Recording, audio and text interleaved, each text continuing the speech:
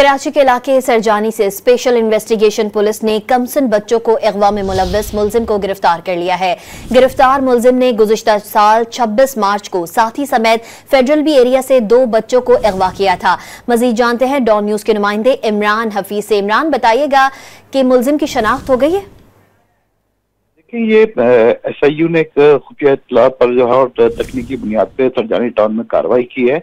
कार्रवाई के दौरान मुलजिम नबील को जो है वो गिरफ्तार किया है, असला भी बरामद किया गया है।